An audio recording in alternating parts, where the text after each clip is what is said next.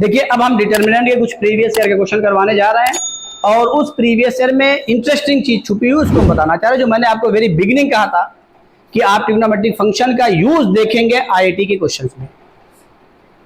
अभी आप उसमें भी देखेंगे डिफरेंशिएशन इंटीग्रेशन में, बोर्ड के क्वेश्चन में, बाकी तो छोड़ दीजिए, और जिसमें ये क्वेश्चन हमने लिखा है और उसको इस रिजल्ट को भी हमने इसलिए लिख दिया है कि आपके नोट्स में ये रिजल्ट बाकायदा मैंने लिखा है, वहां पर देखा है, सिर्फ इसलिए कि अगर दो साइन का एडिशन है। और देखिए इंटरेस्टिंग क्या है, यहाँ एंगल प्लस है, यहाँ क्या है माइनस है, तो a plus B a minus B. अब बच क्या रहा है, 2 sin a cos b, यानी मीन्स और जब दोनों cos का एडिशन ले रहे हैं तो क्या बच रहा है 2 cos a cos b। अब रिजल्ट ये हो रहा है दोनों में कॉमन टर्म कौन है, दोनों में कॉमन टर्म कौन है cos b, और ये b निगेटिव के साथ है। ये जो आ रहा है वही है, इसी को देखिएगा बस। ये क्या एंगल है इससे मतलब नहीं, ये क्या है वही बचेगा, यहां क्या है वही बचेगा। उल्टा देख लीजिए तो 2 sin a cos b 2 cos a cos b का रिजल्ट है। और फिर मान लीजिए यहां पर b का मैंने डिस्कस कर दिया आपके साथ में cos 2 पाई बाई 3, देखिए cos 2 पाई बाई 3, इसकी वैल्यू चूंकि हमें निकालना रहेगा वहां पर बचेगा, तो 2 cos 2 पाई बाई 3, ये देखिए किस क्वाड्रेंट में लगे गए, सेकंड में cos क्या होता है माइनस, ये देखिए एक्स एक्सिस से आ रहे हैं, कोई कन्वर्जन नहीं होगा, ट्रिग्नोमेट्रिक फंक्शन में पढ़ाएं इसलिए हमको ज्यादा बताने की जरूरत नहीं है। क्या आ गया माइनस हाफ आ गया। अब आइए हम करने क्या जा रहे हैं इस क्वेश्चन को सॉल्व करने के लिए। अब देख लीजिए इन दोनों का एडिशन लेने जा रहे हैं, क्यों, चूंकि यहां पर भी साइन वही रिजल्ट बनने जा रहा है। इसकी यहां पर R2 पे करिए चाहे R3 पे, कोई फर्क नहीं पड़ेगा, तो हम R2 करने जा रहे हैं। तो यहां क्या बच गया sin 2 theta into cos 2 pi by 3 into 2, तो 2 और cos 2 पाई बाई 3 की वैल्यू क्या है माइनस हाफ, 2 क्या हुआ कैंसिल हो गया, यहां बच गया माइनस क्या बोलिए sin थीटा। ऐसे ही बताइए फटाक से, यहां दोनों cos है, cos भी जो आप निकाल के आए हो, यहां क्या बचा cos थीटा, इन दोनों के एडिशन के बाद यहां क्या बचा cos थीटा, और 2 पाई बाई 3 की वैल्यू निकाल के आओ क्या माइनस, तो 2 और वो भी कैंसिल हो गया, cos थीटा बचा। जब इन दोनों को लोगे तो वही रिजल्ट फिर लग रहा है, यही रिजल्ट, तो क्या हुआ, क्या बचा sin 2 थीटा और इंटू cos 4 पाई बाई 3, और cos 4 पाई बाई 3 किस क्वाड्रेंट में जा रहे हैं, pi plus pi by 3 third में, और कहां से जा रहे हैं एक्स एक्सिस से, कोई कन्वर्जन नहीं होगा, वो भी आ गया माइनस, ये कैंसिल हो गया, यहां सब माइनस आ गया, माइनस कॉमन कर लीजिए, दो रो आइडेंटिकल हो गई, वैल्यू 0 हो गई। सॉल्व करने की जरूरत है, करें लेकिन चलिए कर दे रहे हैं। By R1 plus R2 sorry R2 plus R3, R2 plus R3। अब आपको प्रॉपर्टी को समझना कि कौन सी प्रॉपर्टी लगाना है, क्योंकि हमने पहले R2 लिखा है तो R2 पे ही लेने जा रहे हैं। यहां पर चाहे जहां लगाइए, चाहे R3 पे लगाइए चाहे R2 पर, कोई फर्क नहीं पड़ेगा। अब आइए जब ये हम लिखने जा रहे हैं तो R2 चेंज मिलेगा, बाकी नहीं। ये साइन थीटा हो गया, ये हो गया cos थीटा, ये क्या हो गया जल्दी बोलिए sin 2 theta.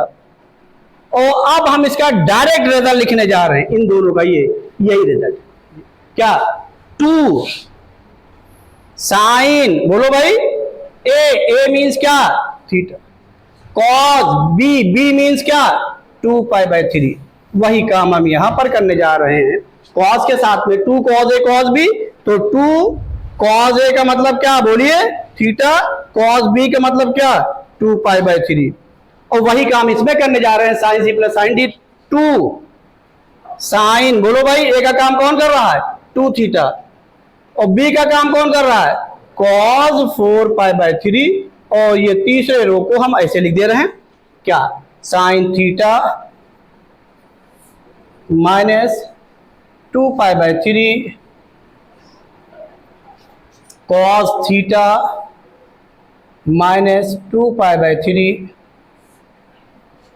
Sign 2 theta minus 4 pi by 3, ये लिख दिया और पहचान लीजिए। cos 2 पाई बाई 3 कितना हुआ -1/2, तो ब्रैकेट में लिखेगा नहीं, वो माइनस नजर आ जाएगा। ये cos 2 पाई बाई 3 कितना हुआ -1/2, और cos 4 पाई बाई 3 कितना हुआ पाई प्लस पाई बाई 3, ये लिख दे रहे हैं cos pi plus pi by 3 कितना हुआ बोलिए, ये 4 पाई बाई 3 हुआ। थर्ड में जा रहे हैं, थर्ड में cos निगेटिव होता है, cos पाई बाई 3, यानी ये भी क्या आ गया -1/2। तो ये 2 से 2 यहाँ कैंसिल हुआ, यहाँ माइनस बचा, यहाँ माइनस बचा, यहाँ वो माइनस बाहर, अगले स्टेप में क्या करिएगा कॉमन, ये दो रो आइडेंटिकल हो गई। अब लिख दें, बोलिए भाई अगली वैल्यू इसकी क्या आ गई 0। तो ये तो पेन कॉपी ही नहीं उठना चाहिए। आप अगर ये जहन में है जो मैंने आपको वेरी बिगिनिंग नोट दिया है वहां इसको हाईलाइट किया है, आप जाके देखिएगा नोट्स में, तो ये आप क्या करिएगा इसको ओरल कर दीजिए, दिखाई पड़ रहा है ये दिखाए। और 2π/3 4π/3 कॉस के साथ आ रहा है, 2π/3 cos 4π/3 आपको क्वाड्रेंट के हिसाब से ओरल आना चाहिए माने साहब। नहीं बात क्लियर हुई, नोट कर लीजिए फिर आगे चलें। देखिए हमने आपके सामने फिर उसी ट्रिग्नोमेट्रिक फंक्शन पर बेस्ड कुछ क्वेश्चन लिखे हैं डिटरमिनेंट के, और ये आप करेंगे, मैंने खाली लिख दिया आपके करने के लिए भी, प्रीवियस ईयर क्वेश्चन में ही है, ID 1988 की है। ये इक्वेशन बना के दिया गया है भाई, एक एक्सप्रेशन होगा, एक दिया गया है, उसको सिंप्लीफाई करके वैल्यू निकाल लिया। अब आपको सोचना सब कुछ लिखा गया आपके सामने।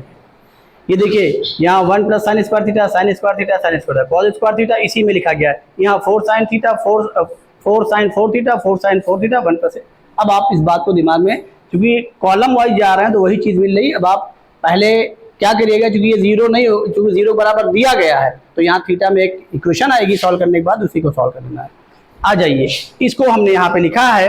अब the parameter on which the value of the determinant does not depend upon is, ये है APDX। अब देखिए यहाँ पे समझिए, अगर आप इसको देख रहे हैं पैरामीटर कहा गया तो इसके साथ में 3 वेरिएबल आ रहा, PXD,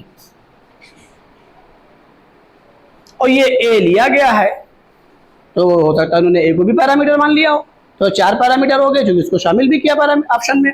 तो अब डज नॉट डिपेंड, इसका मतलब ये वैल्यू सॉल्व करेंगे और देखेंगे कि क्या आने जा रही है, क्योंकि ऑप्शन में लिखा गया है XPD, यानी only one option is correct है, ये ध्यान रखिएगा। तो एक ही सही है, बाकी 3 पे डिपेंड कर रहा है। ऑप्शन के हिसाब से क्वेश्चन को सॉल्व करिएगा, 3 पे डिपेंड कर रहा है, ओनली वन इज करेक्ट, इससे मतलब इसकी वैल्यू 0 नहीं होगी।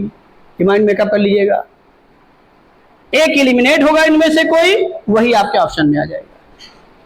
बाकी 3 पे ये क्या कर रहा है, डिपेंड कर रहा है। तो क्वेश्चन को हिट करना सीखिए, कैसे हिट करेंगे, नहीं आप आओ नताओ उठा करके 0 के चक्कर में पड़ गए। ऑप्शन को जरूर पढ़िएगा, बहुत से क्वेश्चन ऑप्शन के हिसाब से सॉल्व किए जाते हैं, ये आपके जहन में होना चाहिए। जब तक आपके, अब सॉल्व कर लीजिएगा। ये देखिए ये आपको दिखाई पड़ रहा है, ये देखिए आपको दिखाई पड़ रहा है, ये कॉमन टर्म लिखा गया है, इनका एडिशन लेंगे, उसके बाद फिर अब आप अपना काम करिएगा कैसे लाएंगे, वही फंक्शन है। समझ में बात आई कि नहीं आई, कर लेंगे, बोलिए भाई करके लाइएगा दोनों, और हम अगला क्वेश्चन लेने जा रहे हैं। देखिए क्वेश्चन लिखा है इफ fx इक्वल टू, ये IIT स्क्रीनिंग का क्वेश्चन है, इसको आपको आना चाहिए। और एक नहीं किया, आप लोगों ने किया, लेकिन उस मेथड को मैं नहीं पसंद कर रहा हूँ, उसी ने किया मेथड एक लाइन में। तो अब ये मत सोचिएगा हर क्वेश्चन एक ही लाइन में होगा, ये भी ध्यान में न रखिएगा। आइए हम आपको इसका ट्रेंड बता दें, कॉलम वाइज आइए, 1 2x 3 1 2 3x और 3x x -1। अगले में क्या है x, फिर x -1, यहां फिर x -1, ये टर्म क्या हो रहा है, ये फैक्टर हो रहा है, उसके बाद एक माइनस हो रहा है, x -1 x -2, फिर ये हो रहा है, इसमें एक और माइनस हो रहा है, इसी के साथ ही लिखा गया। और यहाँ पर 3 का इंटू किया गया है, यहाँ पर इसीलिए 2 का इंटू किया गया है। अगर आप इसको ध्यान से देख लीजिए, C1 + C2 खाली कर दीजिए तो इसी के इक्वल है, क्योंकि यहाँ पर आपका ये स्टेप जब आप इसको आगे जा रहे हैं तो एक और एक्स्ट्रा एडिशन से शुरू हो रहा है, x + 1 into x, x + 1 into x -1, यानी जो कॉलम है वो डिक्रीजिंग ऑर्डर में ही है, x + 1 x इसमें से 1 माइनस किया गया, x + 1 इंटू x इसमें से फिर 1 माइनस किया गया। यहां पर देखिए 1 2x इसी 3 का इंटू किया गया इसको एडजस्ट करने के लिए। तो आपके पास 2 ऑप्शन था, क्या, पहला ऑप्शन C1 + C2 कर दीजिए, ऐड C1 कर दीजिए या ऐड C2 कर दीजिए, कहीं पर करिए, हम ऐड C1 मान के चल रहे हैं। तो देखिए ये 1 + x हुआ, बोलिए कौन है ना, और ये देखिए x कॉमन हुआ, अंदर क्या मिला 2 + x -1, ये देखिए बाई C1 + C2, जैसे करेंगे, ये देखिए 1 प्लस एक्स, फिर बोलिए x कॉमन हुआ, अंदर क्या मिला, बोलिए 2 प्लस एक्स माइनस 1 क्या आ गया, x प्लस 1, उसी लिए दिया गया, यहां डिक्रीज कराया गया, यहां पर उसी नंबर को इंटू किया गया खाली। बताइए यहां क्या कॉमन हुआ दोनों में, जल्दी बोलिए, x माइनस 1, ये देखिए 3 प्लस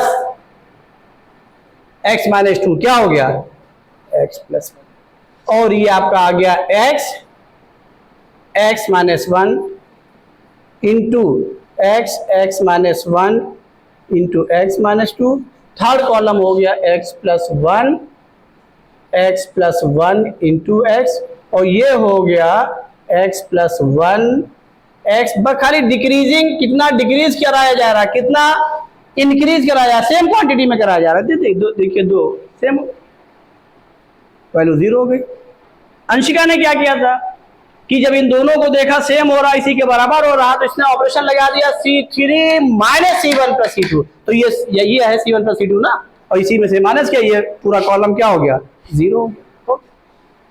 तो इसने बजाय ये ऑपरेशन लगाने के लिए, C1 प्लस C2, इसने क्या लगा दिया C3 minus C1 plus C2, ये एक लाइन में ये सब 0 हो गया। यही मैं बताने वाला था, लेकिन उसने कर दिया, तो मैंने कहा चेंज कर दें, खाली C1 प्लस C2 करा दे, क्योंकि 0 बनाना था तो इसी को बता दिया, इसी में से एक पार्ट हमने उठा लिया, क्योंकि वो कर चुकी थी, इसलिए हमको फिर इसी को खाली बताना पड़ा C1 प्लस C2, क्योंकि उसी में से तो C3 माइनस किया जा रहा है, C3 में से यही तो माइनस किया जा रहा है, वैल्यू 0 मतलब सेम है, करा जा रहा है, हो गया बात समझ। तो आप इतना लंबा स्टेप ना लीजिए, अगर ये इंक्रीमेंट सेम का हो रहा है, यहाँ पे डिक्रीमेंट हो रहा है, एक एक माइनस हो रहा है, यहाँ पर क्या हो रहा है, ये 1, फिर ये 2 टाइम्स, ये क्या 3 टाइम्स, और उसी नंबर को यहां पर डिक्रीमेंट किया गया है, तो जाहिर है जब ऐड करेंगे तो वही इक्वल हो जाएगा। बात समझ में आई कि नहीं आई, एक लाइन में करना चाहिए, चलिए इसको नोट कर लीजिए।